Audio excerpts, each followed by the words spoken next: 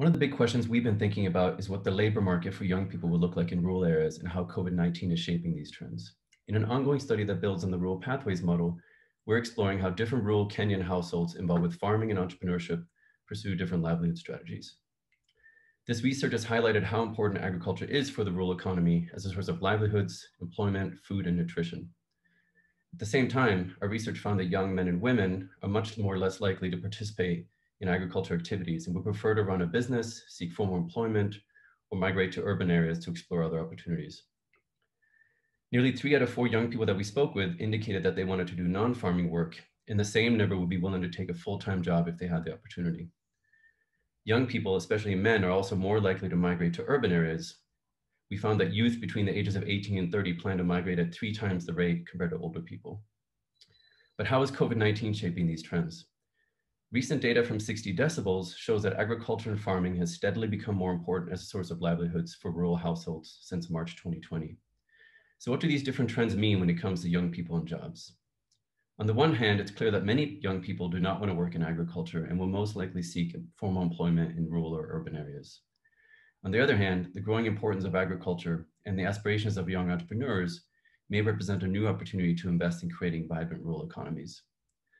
Among the young people who were interested in entrepreneurship, they were much more likely to want to diversify and expand their businesses compared to older people.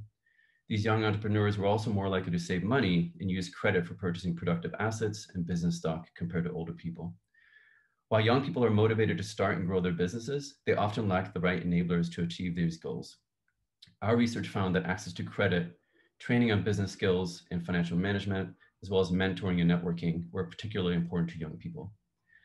By equipping youth with these enablers and working with them to identify opportunities along our agriculture value chains, there may be an opportunity to develop a new generation of businesses that address inefficiencies and create employment opportunities in rural areas.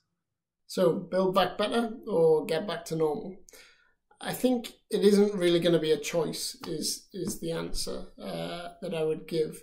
COVID has had a range of impacts, some very short term, some much longer term, on the systems and the functions within those systems in which poor people live and work. And we're really going to have to react to that as development actors to try to figure out where there are opportunities that we can leverage that have been caused by the disruptions within these systems that COVID has resulted in. An example of that might be how COVID has led to certain constraints on supply chains, which have led to possibilities for import substitution.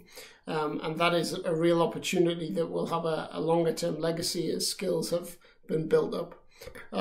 But in other cases, it will be more trying to rebuild things that were there before that have been constrained by COVID, including movement of people, for example, and that has been a key source in rural labour markets of remittances and income for rural areas. So we're going to have to work to do some of building back better and some of getting back to normal, depending on what the result has been on the different aspects of system performance. During the COVID crisis, we have seen a number of digital innovations within systems that have been beneficial to poor people.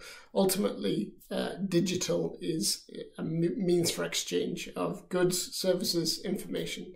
And COVID has created a lot of disruptions to the alternative routes for that exchange, physical routes for exchange.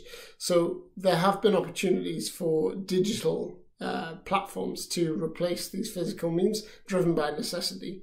An example of a program we've been working on in Lebanon with Mercy Corps is how very small scale businesses have been able to move into digital marketing through social media because they weren't allowed to attend their physical premises for manufacturing, and even they've started to tap into small-scale artisan export markets because of it.